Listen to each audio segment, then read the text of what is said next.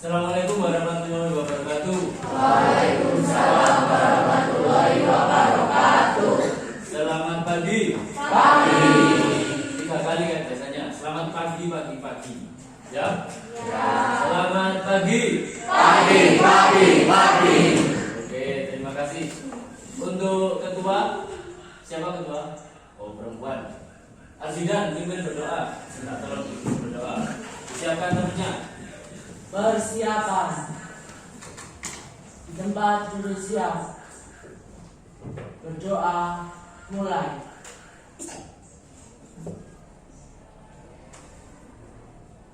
Berdoa selesai. Memberi salam.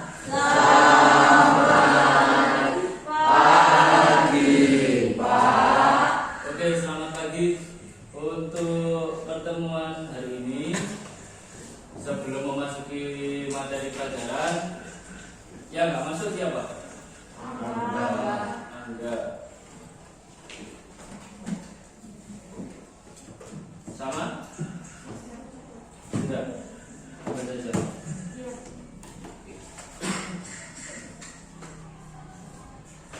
Oke, untuk pertemuan hari ini itu membahas tentang materi PMS. Sudah ngerti PMS? Yes. PMS itu adalah penyakit menular seksual. Ya. Jadi penyakit menular seksual itu banyak sekali macamnya. Tapi kita fokuskan pada pertemuan kali ini nanti itu tentang HIV/AIDS. Ya. Seperti kalau kalian mungkin biasa main gadget atau HP di Instagram itu kemarin saya sempat lihat postingan di Google, apa namanya, di Instagram namanya Google. Di situ ada beberapa kasus di Jakarta. Itu banyak sekali anak muda dan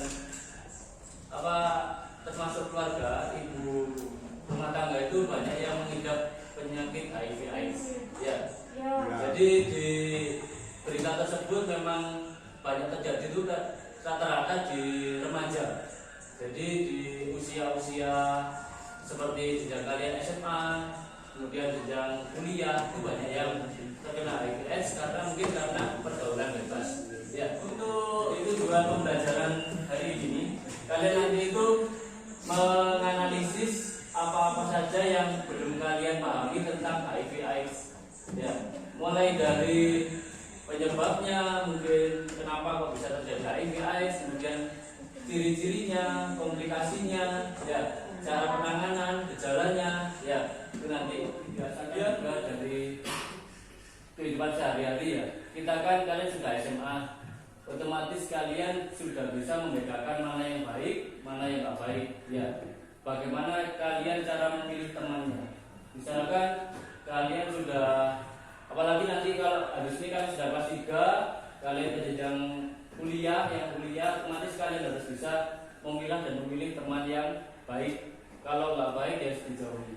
Ya, karena rata-rata memang remaja itu karena salah pergaulan. Mulai dari, kan virus itu ada yang dimulai dari cairan dalam tubuh kalau HIV/AIDS itu.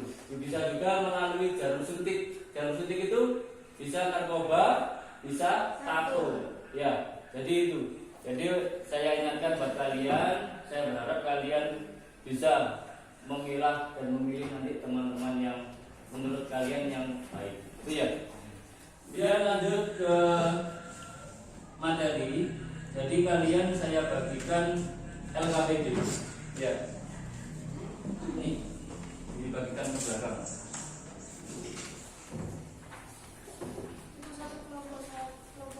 Per orang satu. Orang satu lembar.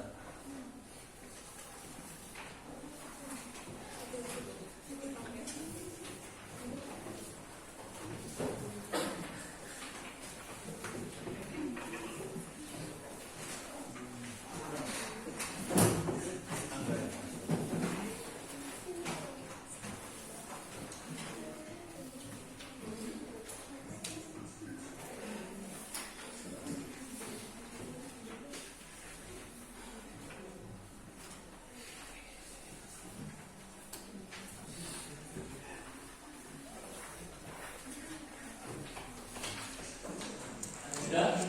Di situ ada nama, silakan ditulis nama, kelas, nomor absen.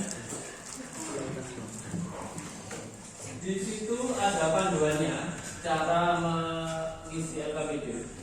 Jadi ada 5 tahap. Tahap 1, 2, 3, 4 sampai 5. Yang pertama ini adalah tahap 1. Di situ ada 5 pertanyaan, ada 5 masalah yang berkaitan dengan HIV/AIDS. Ya, jadi silakan nanti dikerjakan, ditulis di tabel 1. Ya, di sini ada tabel 1. Di situ ada 5 kolom juga. Jadi pertanyaan-pertanyaan yang ada di LKPD silakan dikerjakan. Saya beri waktu kurang lebih 5 menit. Ya, itu apa sama dengan AIDS? Sama enggak? Beda ya? Apa perbedaannya? HIV virusnya, AIDS penyakit. Ada yang mungkin ada yang sudah bisa menjawab kalau HIV itu virusnya, kalau AIDS itu penyakitnya lah. Itu mencari referensinya. Nanti kalian silakan boleh buka materi yang sudah saya kirim di grup WhatsApp yang ada materi modul kemarin. Ya, kan ada modul yang saya share kemarin. Ya. Boleh buka HP. Silakan. Dicatat garis besarnya aja, nggak harus yang rinci banget ya. Nanti yang rinci banget itu ketika kalian sudah berkelompok besar, itu nanti yang kalian presentasikan. Oke, mengamati video ya. Apa yang dimaksud dengan PMS? PMS merupakan singkatan dari penyakit menular seksual. Penyakit yang tergolong PMS yaitu 1. HIV/AIDS, yang kedua yaitu gonorrhea, ketiga sifilis, keempat herpes simplex genitalis, kemudian yang kelima keputihan, dan yang keenam yaitu epididymitis. Bagaimana? HIV adalah Human Immunodeficiency Virus, yaitu virus yang menyerang kekebalan tubuh hanya pada manusia. Mengapa penting untuk memahami mengenai HIV? Supaya kita bisa melindungi diri kita. Dan jika kita sudah terinfeksi, kita bisa mencegah penularan kepada orang lain. HIV menular melalui 4 cairan: darah, ASI, cairan sperma, dan cairan vagina. HIV bisa menular melalui kegiatan yang melibatkan keempat jaringan tersebut. Misalnya melalui penggunaan peralatan suntik tidak steril, jarum atau tidak steril, berhubungan seks berganti-ganti pasangan tanpa kondom, transfusi darah dari donor yang terinfeksi HIV. HIV juga Yang dapat terkena dua-duanya terkena HIV/AIDS.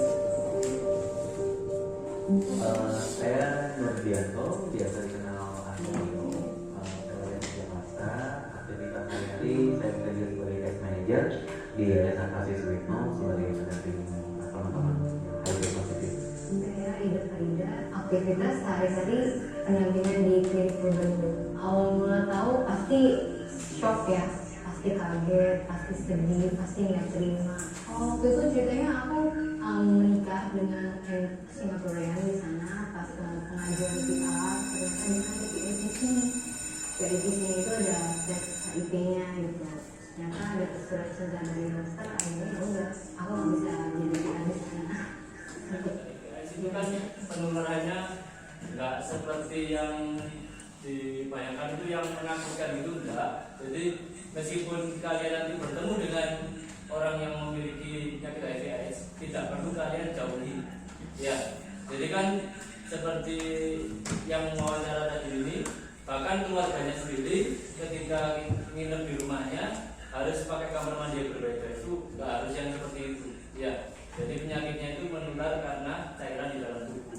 Selama kalian nggak kontak dengan cairan dalam tubuh orang tersebut, insya Allah kalian nggak akan kena. Iya. Oke, lanjut aja kita bagi kelompok biar kalian nanti bisa berdiskusi. Kalian presentasi di depan, kalian mempresentasikan poin-poin yang nanti saya kasihkan ke kalian. Ya. Ini kelompoknya sudah dibagi. Sudah. 6 ya, 6 orang ya.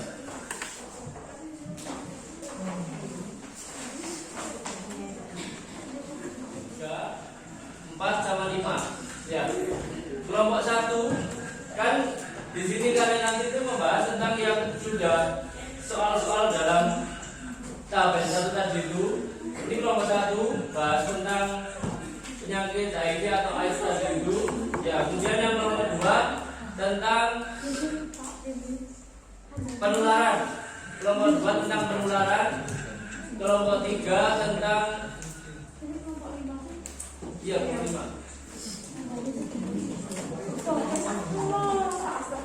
Kelompok 3 tentang yang upaya mencegah. Kelompok 4 gejalanya. Yang terakhir pengobatan. Kelompok 5 pengobatan. Nah itu kalian cari.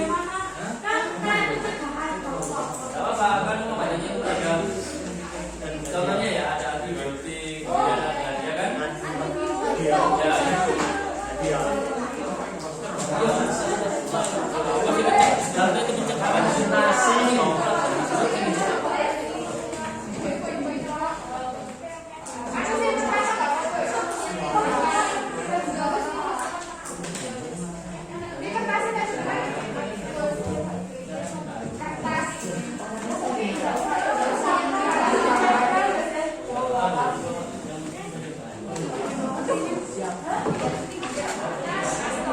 Iya kan pengobatannya kuat kan Iman. Iya kan Iman ada verifikasi kuatkan imun dan iman. Kuatkan imun dan iman.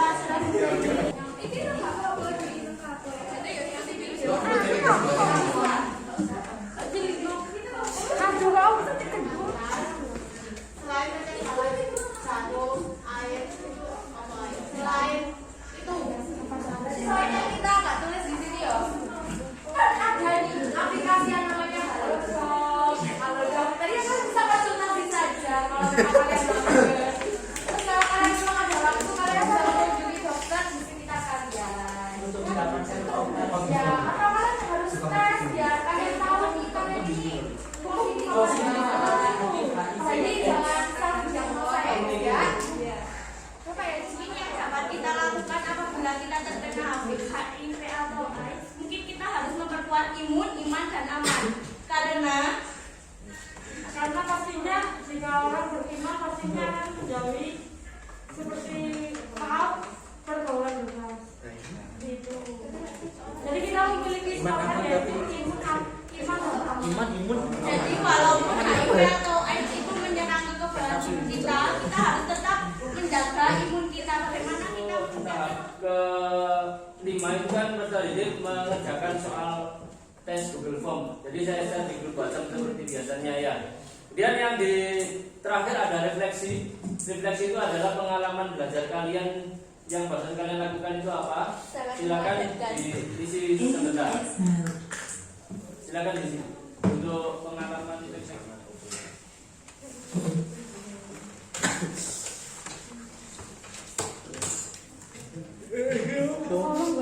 Di sini apa Bang Lalir?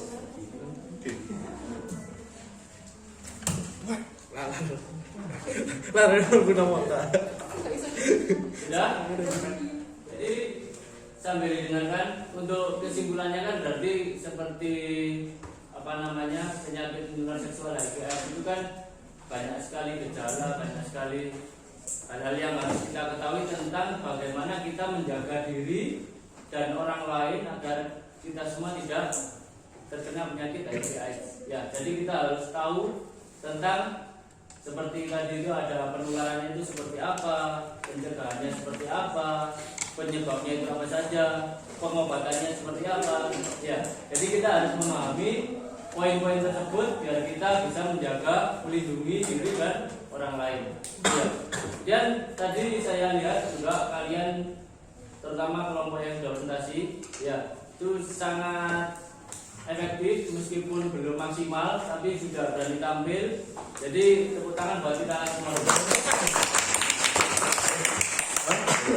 Kemudian yang terakhir, ya jadi untuk memotivasi diri dan orang lain kita juga harus terbiasa untuk memberi sosialisasi ke teman-teman biar kita termotivasi juga jauh dari narkoba, jauh dari pergaulan bebas. Kita harus membiasakan hidup sehat.